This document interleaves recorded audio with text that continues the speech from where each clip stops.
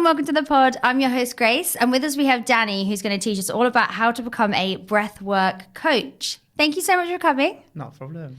So first of all, just tell me what it is to be a breathwork coach. So essentially, it is teaching people the skills they can utilize in their everyday life to breathe better.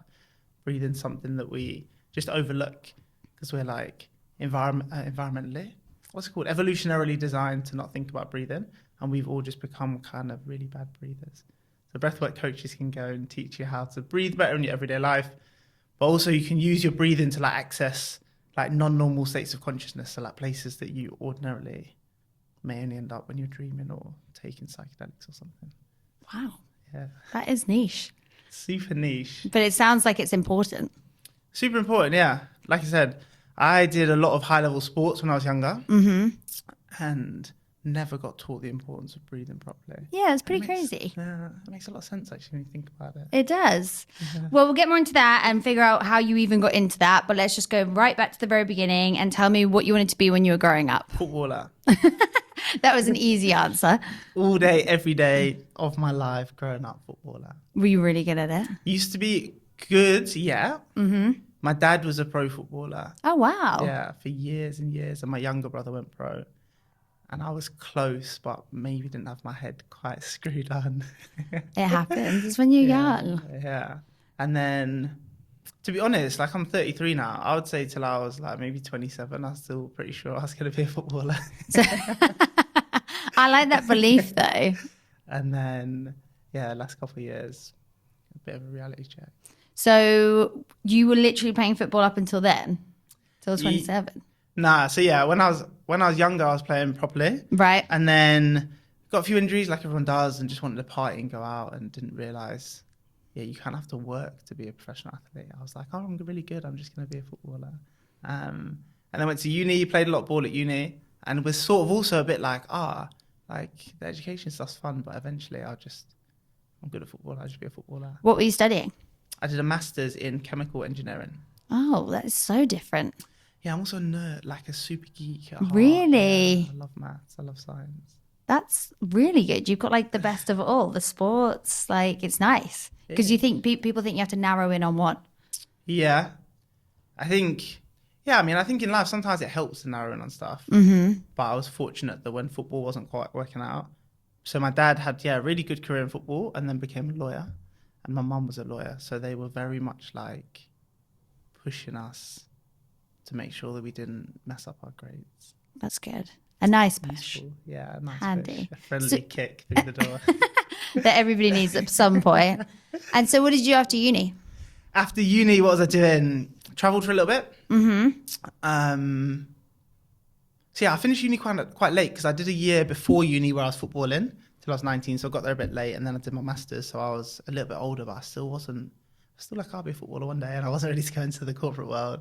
And I kind of realised that chemical engineering wasn't like my environment, let's say. Like the stuff's super interesting to learn about, but all the people are like a little bit like of a certain kind of person. Like just nerds love like nerdy stuff. And I love that, but I don't want it to be my whole life. Mm-hmm. And then also if you do chemical engineering, you sort of end up on a power plant in the arse end of nowhere. And I was quite like a city person. So I went travelling for a little bit.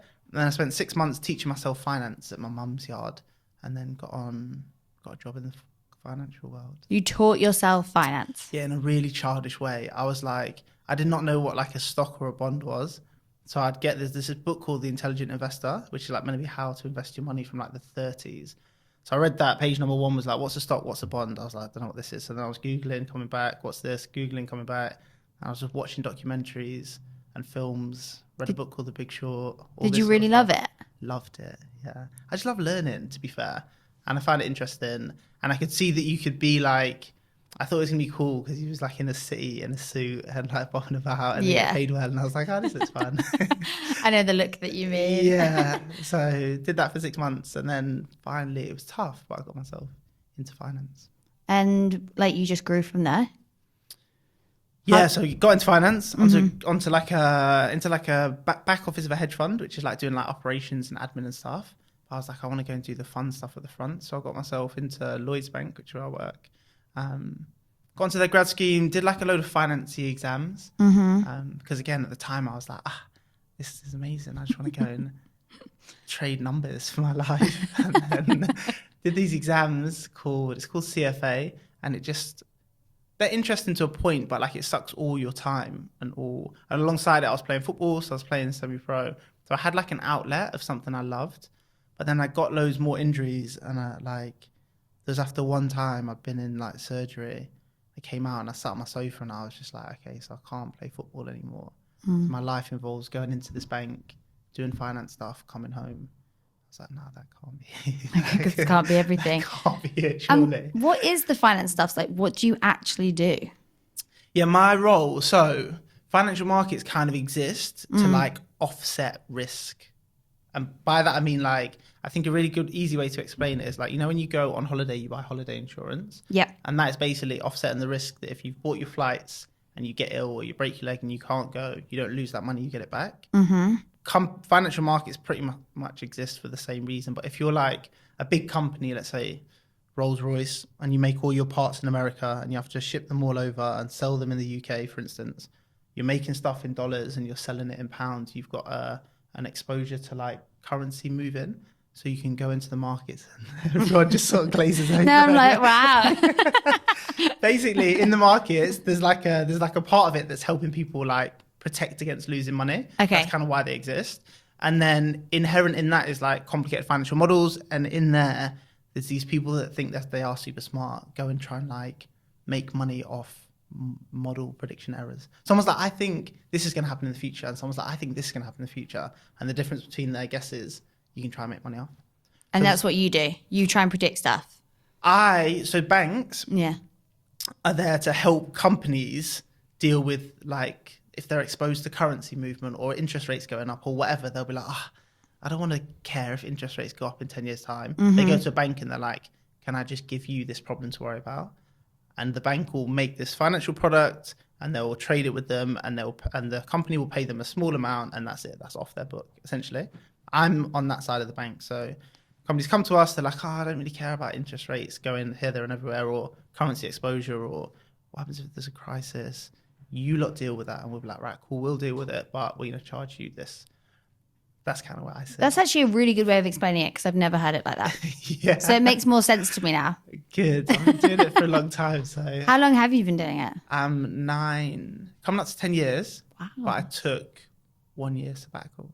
Did you go traveling? I went traveling with my girlfriend for a year. Nice. And that is where I learned breathwork. So you're in corporate, and then how the hell do you get to this other side on breathwork? What's the first steps?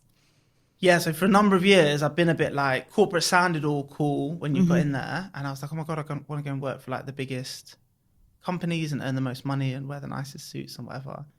And then I got in and I was a bit like, I don't actually love working like super hard, like all hours of my day. I was like, so if I want to go and work for like Goldman and JP are like the big dogs, but you basically get paid a lot, but you don't have any free time. Right. And I really valued that side of it. So I got to a point in finance, I was like, not that I'm stuck, but I don't want to work harder to earn more money. And I'm not that bothered about. So it was a little bit stagnating. And I'd had all this stuff with football. Like I was loving playing football on the side, and I was kicking them out of semi-pro and really enjoying it. And then I got a few injuries that just was like, I'm not really going to come back from. So I was sort of twiddling my thumbs, and then I tried loads of like, I've always had all these little ideas for businesses and companies. So I built an app with my friends. That was the first thing I did after I did my injury. And I tried a few businesses. What kind of app? Built an app. This app is so jokes. It's called Gold Rush. There's 2 ways to pitch Gold Rush. One is there's like a reason you take to investors, and there's a reason you take to like your mates. So one is, let's say if you fancy someone, let's say I fancy you, Grace, and the only way really to work out if you also like me is get blind drunk where I can say it to you and I don't really care, or you've got to put yourself out there and risk being embarrassed or rejected. It's quite like there's not really there's not a risk-free way to find out if someone you fancy likes you back. Yep. So we built this app that was like a risk-free way to find out if the person that liked you back. and the seedier the more, the less investor pitch. Whereas at Leeds Uni in like third or fourth year, there's this period called Gold Rush, which is basically everyone that you've sort of thought you've had a thing for in your lectures or in the sports teams or whatever across uni for like 3 years, that you're unsure if like you're always like, oh, I feel like we're flirty or blah blah blah. The boys are doing it and the girls are doing it. It's called Gold Rush, and everyone's just out trying to sleep with everyone that they think they should have slept with. That's a real thing. Pandemonium, yeah. Wow, that's crazy. So we were in fourth year at uni. We sat around and we were like, surely I'm on someone's Gold Rush list. Like I have to be. And we were like, fuck it, how do we work this out? So like kids at school, when you're like really young and you've got this list of all these people that you like. Yeah. We were like, right, we're gonna make this happen. It's a list of 5 people. So you put on by Instagram handle, I don't know your Insta, but let's say it's at how to beer. Mm-hmm. So on my list, I would put at how to beer, at whoever. So if you put me on your list, so at Breathwork Brother, behind the algo would match, and you just get a Gold Rush thing, and there was no message functionality.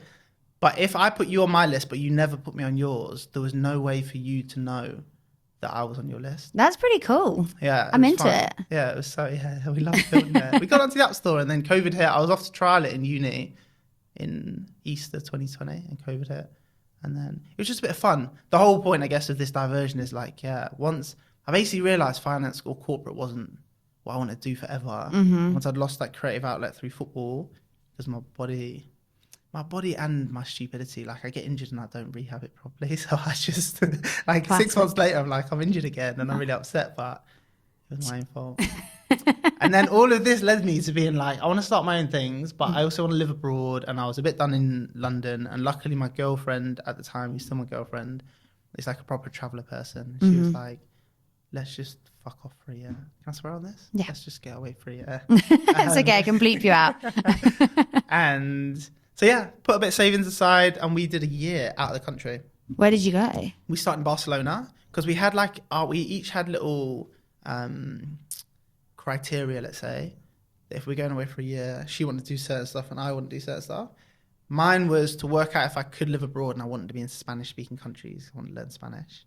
Nice. So we started in Barca, and then saw some family I've got in Jamaica, and then went into Colombia, which is amazing, and Peru.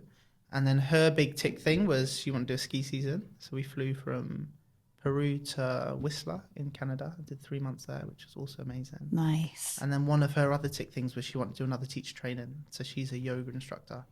And to be honest with you, at the time, she was like, I kind of want to do this breathwork teacher training. And like 2 years ago, she'd asked me to do breathwork in London. Mm-hmm. She was like, babe, listen, Sunday I want to go to breathwork. I was like, what's breathwork? Yeah. Like, so you can't go out on Saturday.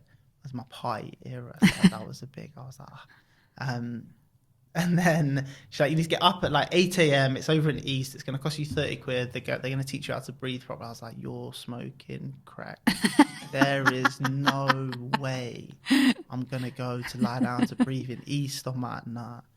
So I'd already dismissed this as useless. And she was like, listen, it's a year off. I want to do this. And I was just going to go traveling for the month on my own. And I was reading a book as we went traveling called Breathe by James Nestor, which is fascinating. Hadn't really got me into breathing, but I had like illuminated the importance of breathing properly. Mm-hmm. Super interesting book. He just like weaves the narrative, weaves the story. And I was a bit like, oh, this is interesting. Got me interested enough to read Wim Hof's book, who does like breathwork and ice stuff. It still wasn't really like breathwork sounds like the one, but I was like interested enough. And then traveling, there was a few points where I was a little bit anxious, so I started trying it a little bit and found it quite cool. And by the time we were 6 months in and Thierry was like, I'm going to go to this thing, I was like, I'm going to come. Thierry knew before you knew. Yeah.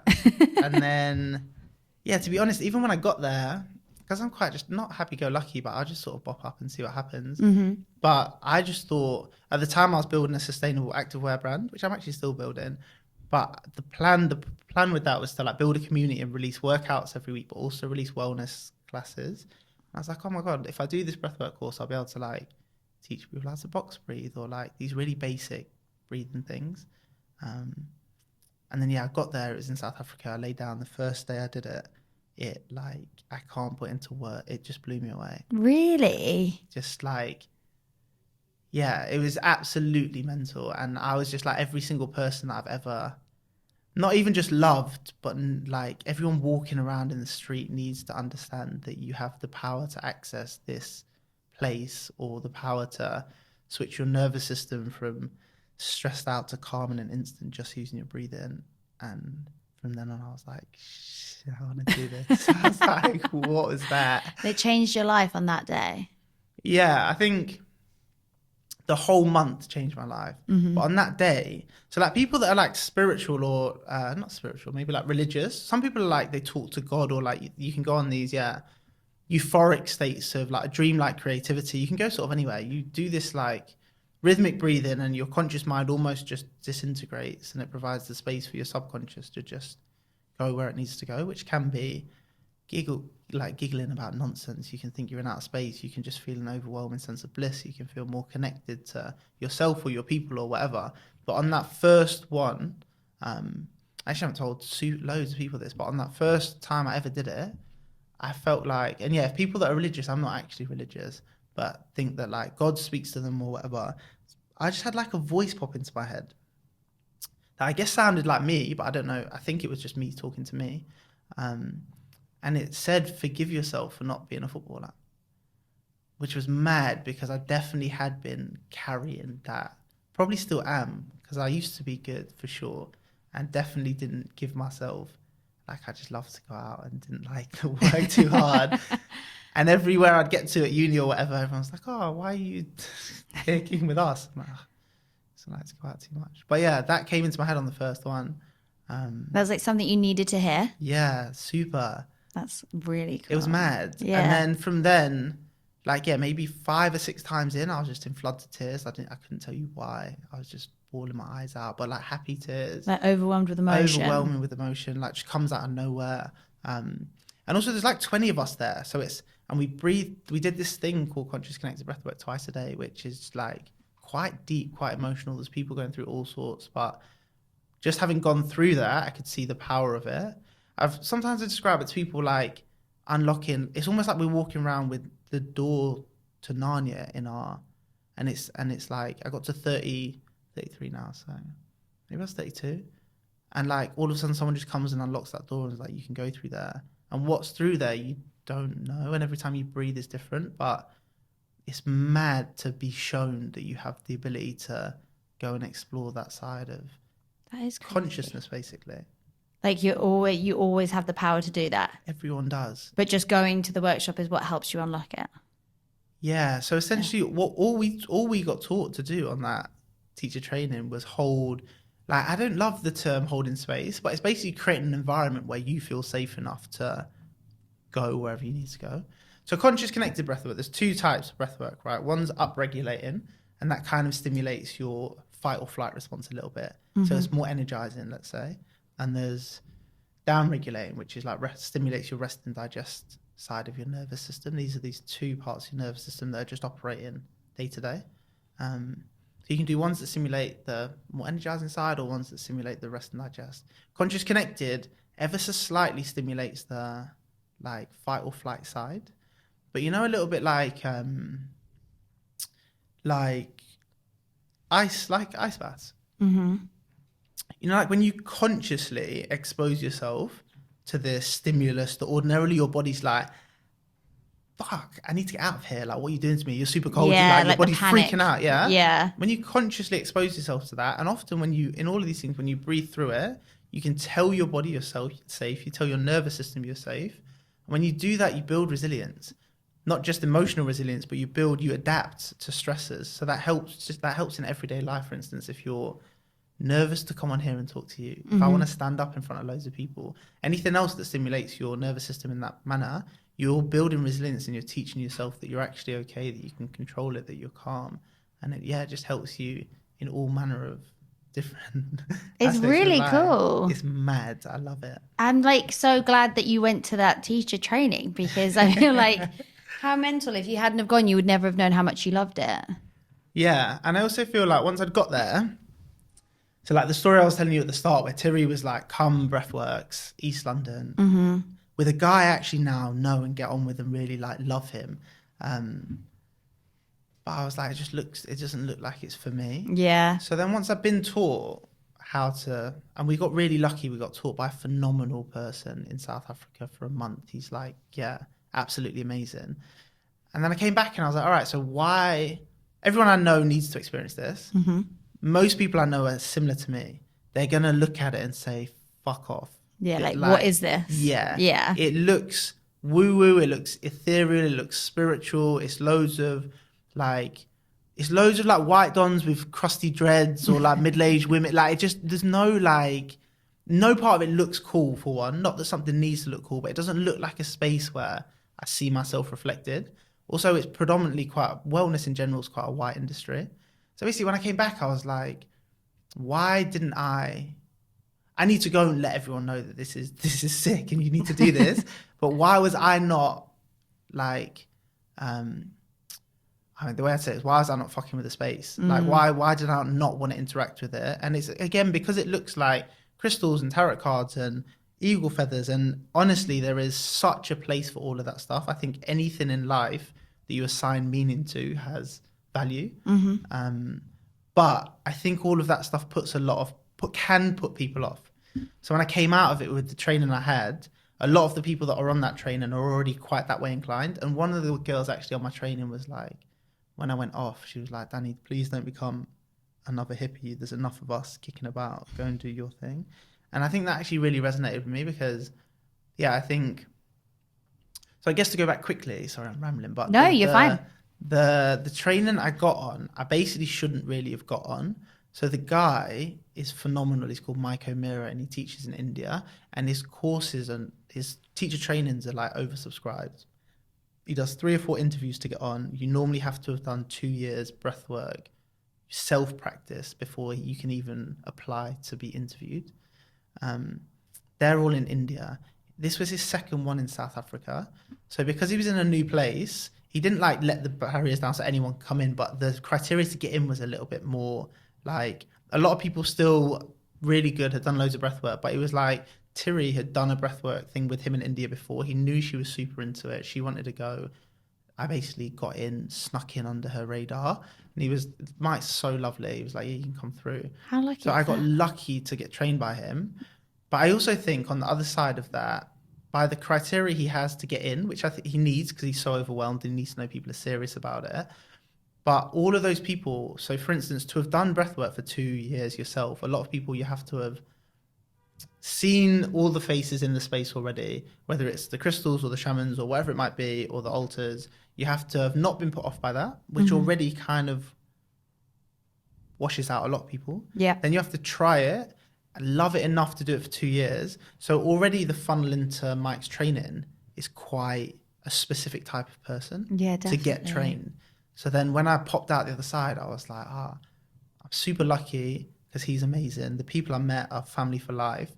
But also I definitely have the other side where I'm like, I kind of got lucky to I tripped over my own feet and fell into this rather than, so I kind of want to go and be the link to the the public. Yeah, definitely. Yeah. Because you know, like you said, you know that why you were put off and you can use that to get other people drawn in to something brand new. Exactly. So you came back and you started teaching? Literally the second I got back. Really? Yeah, I came back on smoke. I was just like, yeah, I just fell in love with it. So I did it, finished it in like May or June, still had another 2-3 months traveling.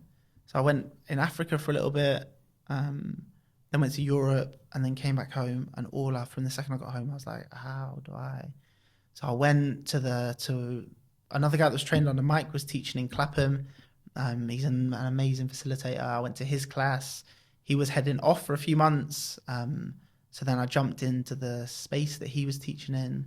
And from then, I basically belled all my mates and I was like, this is going to sound dumb, but you know me and I'm super excited about this. Mm-hmm. And the first one I ran, I was like, just cover the studio cost. I just need 10 of you in a room because it's also got such a viral, once you come and you do it, everyone goes and they're like, you have to come and do this. Oh my God, this happened. You have to come and do this. So once you've got 10 people in, every class has been sold out since we started because everyone goes and just brings someone It's like really good word of mouth. Yeah, you can't. It's hard.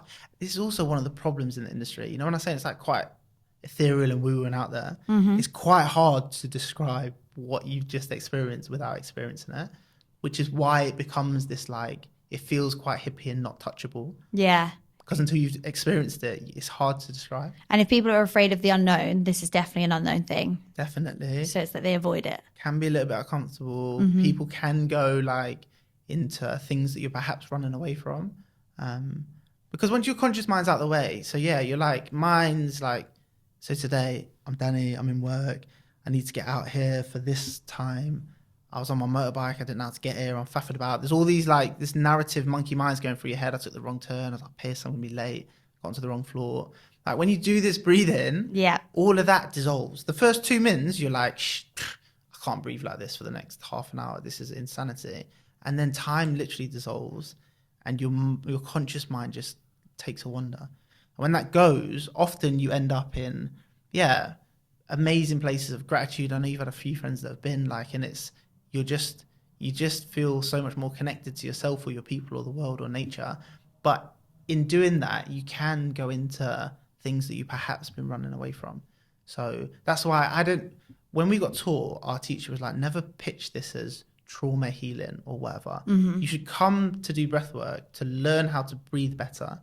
You will improve your respiratory system. That will help you to live longer. You will feel better. You will be more healthy.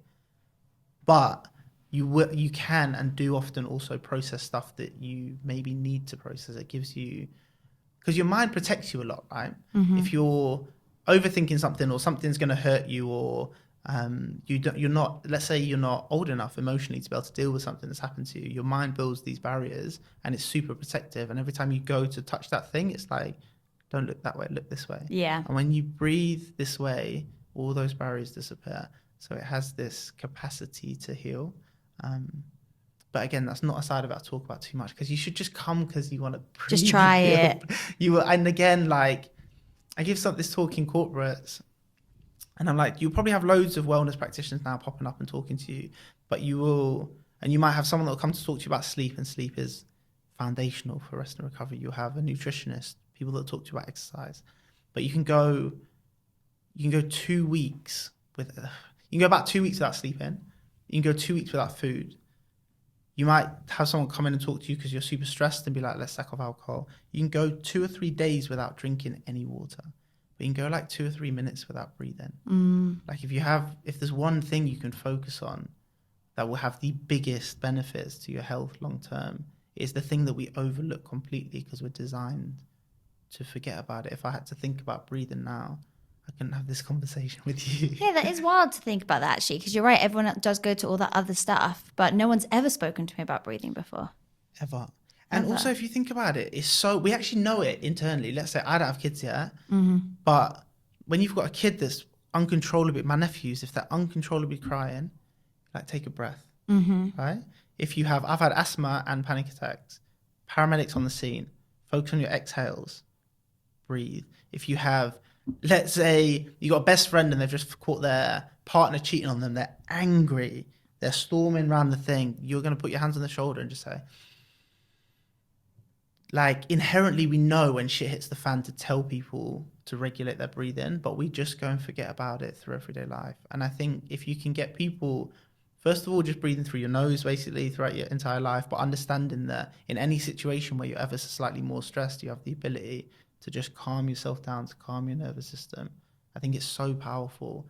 And not to go back to like a nerdy finance thing, but like in finance and like in saving and investing, like the power of compound interest is overlooked by like our simple minds. We don't really understand if you double something 10 times, you get 3 trillion, or that's a made up thing. But like the value of compound interest is mental. We breathe 23,000 times a day. So if you can improve something you do 23,000 times a day by a fraction of a percent, you will be laughing for your health. I feel like I feel so differently about breathing right now. Is there a little exercise that you can teach me that I can do like day to day? Oh my God, my favorite thing in the world to do that I teach in all my classes is called coherence breathing. It's super simple, You breathe in for 5.5 seconds, all through your nose, and you breathe out for 5.5 seconds. I play a song in the background so you don't have to count 5.5 seconds. I can see you literally Like, okay, smart. So yeah, you sit like we are now. Yeah. You'd have your back up like straight. I do it in the morning as soon as I wake up. I actually sit on the floor in the morning. But This is the first thing you do. It's the first thing I do when I wake up. Okay. So what we were talking about before is you've got these two sides of your nervous system. They're called, the name's a bit annoying, but let's call them rest and digest and fight or flight. This perfectly balances both sides, right? So you do it all in out through your nose. You breathe in for 5.5 seconds. And then you breathe out really slowly for 5.5 seconds. And you breathe super gently in. And you breathe super gently out. It's called coherence breathing. After about 3 or 4, so you need to do it for 5 minutes. After about 3 or 4 minutes, you'll start to feel the benefits. This practice reduces your cortisol by 20% off the bat, which is your stress hormone. It boosts dopamine, serotonin, and oxytocin. That's the like love hormone, you know, when you're hugging people. It helps you better manage your blood pressure. So I don't know how nerdy this podcast is, but I go into the science on why. But it helps you better manage your blood pressure outside of when you're not doing the practice. And it will help you build like emotional resilience. It will make you less emotionally reactive. So think about if I'm having an argument with Tiri and I've woken up and I don't know, she's left a tea bag on my pillow. It's not stupid. I don't know. Instead of looking at him and like flipping the bed, you might be like, all right, cool. So maybe she's rushing to yoga, and maybe today I don't have to. Like the distance between a spark and your reaction, it will elongate there, which is also amazing. I do this at work. So I do this 3 times a day. When I wake up, I've got a calendar reminder at midday that just says coherence, and I've got a calendar reminder at 4 p.m. and it goes off in my work calendar, and I go into a little room and I play my song and I sit there and I close my eyes and I just breathe for 5 minutes. And you come out and you feel, I'll do it with you, maybe after this it'll take 5 minutes on this, but you come out and you just feel like super blissed. It balances both sides of your nervous system, so you feel really calm and bliss, but you're ready and awake and focused. And it's just the perfect way to go into your day basically. But the benefits only last it's a super highly studied breathwork technique, but the benefits last between 3 and 6 hours. So on average, they say you should do it every 4 hours, and you should just do it every day. And I teach this in every class, and every class, everyone at the end is like, send me that song. And now I just send it as my wrap-up email to everyone because it's an amazing practice. Do you notice a difference if you do miss one? Yeah. Really? Is that powerful? Yeah. That's so cool. And when my head's a little bit, like, I call it stormy, but you know, when there's loads of things going on, you can't focus. I just go off and I did this morning. I was rushing to work today, and normally I get up and do it straight away. And I find like if I don't do it straight away, other things distract me. Yeah. So I think this morning, because I was coming on here, I wanted to shave a little bit. So I got up and I was like, I can't forget to shave. So I went on, shaved, and I was like, I'm going to get in the shower, and then had breakfast. And then all of a sudden you miss, and I was stressing a little bit, and I've forgotten to do it. And I was like, no, I went and sat down and did it before I went. So making the time. Better, Just make it part of your routine, I guess, because like this isn't something, you don't cut brushing your teeth, so don't cut doing this. Like, make it that important. It will help you live longer. You would literally live longer. Wow. Yeah, it's amazing for longevity. But it's incredible. You'll start to feel that you can breathe better into your belly. It's called diaphragmatic breathing. There's loads of benefits to this. This is so exciting. I can't wait to come and do a whole class. I have to, for sure. So now that you do this and you go into corporates and teach and stuff, is that literally just because of word of mouth? You've just started building yourself up? At the moment, yeah. Wow. Yeah, so at the moment, I'm like transitioning into a breathwork coach. I'm like, so now I'm down to 4 days a week in the bank, 1 day a week to do stuff like this. Which is a big move as well. It's a big move. Yeah. And then in September, I got accepted. So as I said at the start of the podcast, I'm a super nerd and I love that side of it. So once I'd gone in and experienced, and I was like, what on earth is going on in your mind when this happens? There's not loads of studies. There's loads on like meditation, and there's not loads been done on breathwork yet. They kind of know, and there's different brainwave states, and they're guessing different pieces.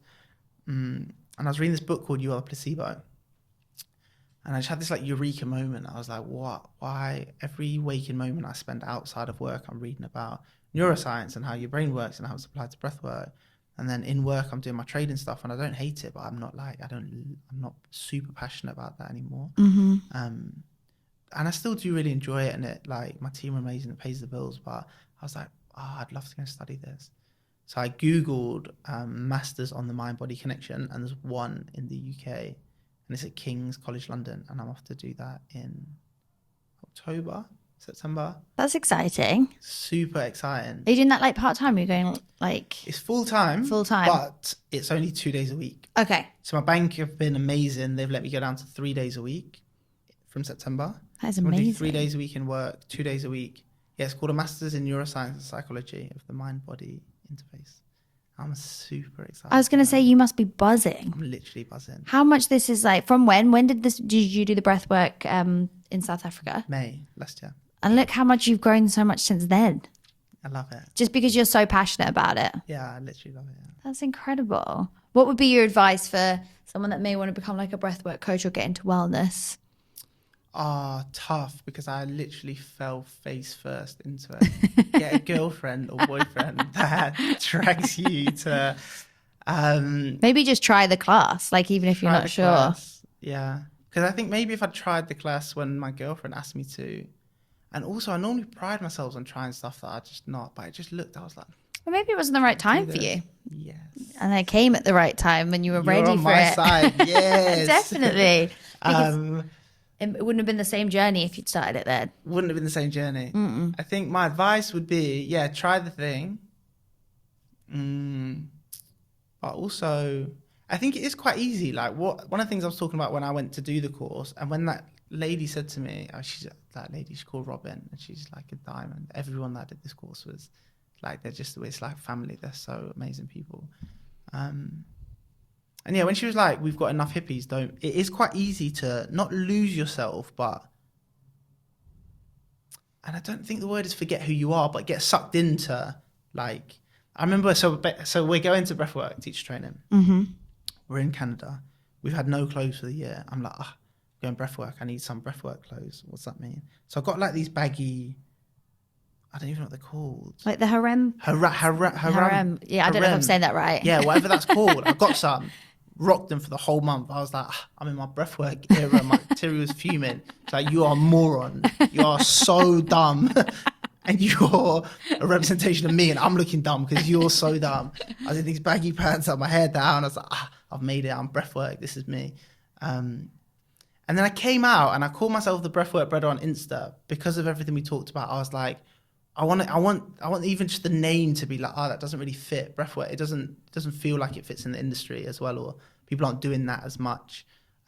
Almost like for the culture side of it. And then when I first doing reels and posts and like finding my way into it, I still had like these baggy trousers on, and I had this like sat in this like position where I couldn't even cross my legs really. I was sat there like wincing, and like a thing going around me. And one of my boys was like, we were talking about what you're trying to do in the space. And I was like, I want to create this representable, relatable, educational voice of the culture and breathwork. And he said, well, I'm looking at your stuff right now, because I asked him to read a post that I was doing. He was like, anyone can do a competition with a waterfall in the background and be like, yeah, found myself here, whatever. He was like, do you want to be breathwork or do you want to be the breader part of it? He's like, which part are people going to resonate with to get into to trust you and to back you, to open the door for them to breathwork? He was like, it's this part of it. He's like, so lean into that. You have the teaching, you have the foundation, you have all the skills to teach people breathwork, but they need to fuck with you as a person to come to your class.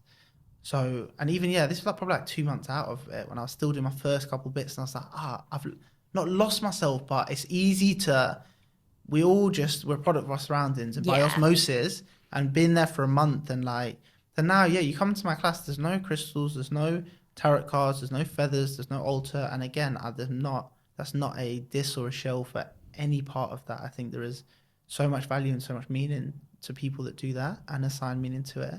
But I want to strip it all back and just be like, you're going to come to this class. I'm probably not going to look like, I've had people be like, I did not think you were going to teach this class, because when you rocked up on your motorbike with nothing, like, you don't look like, but you're going to lie down and talk to me at the end, and everyone comes out like, I have people breaking down in tears at the end of class, like saying you changed my life, bringing their mums that back. Like, it's just, I mean, also I love it so much. I'm just in convos with people all the time. Yeah, like, that's so nice. You're like surrounded all the time. Yeah, and it's just, I literally love it. You found your thing. Yeah, definitely. I love that. Yeah, I love this. And you've made your own brand. Like you said, you haven't followed, because it is easy to look and be like, this is what everyone else is doing. Yeah. But you've made your own way. And it's working for people. Exactly. And from then I threw out those, I want to call them harem pants. Harem Yeah, pants. I feel like we're close. We are close. We're really close. Someone maybe yeah. can let us know. Yeah. But I dashed them. And now I rock up in these and like a vest or like a hat. Like, I was like, I'm going to bring myself to this space. And that's what's going to break down the barrier to let people come into this space that wouldn't ordinarily want to step through that door.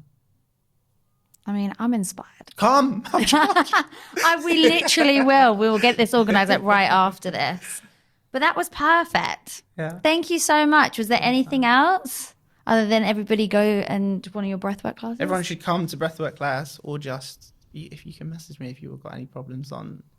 I now get people popping up at weddings or stags and like, oh, I'm having this problem with this. And I've always really struggled to get to sleep at night. If you've got anything that I can talk about it all day, as you can probably tell. So yeah, I love it. Just DM me, message me. I'm here. Amazing. Yeah. Thank you so much. Thank you. Thank you so much for watching. Please make sure that you like and subscribe so we can continue to make these and keep teaching people how to become A. Thank you.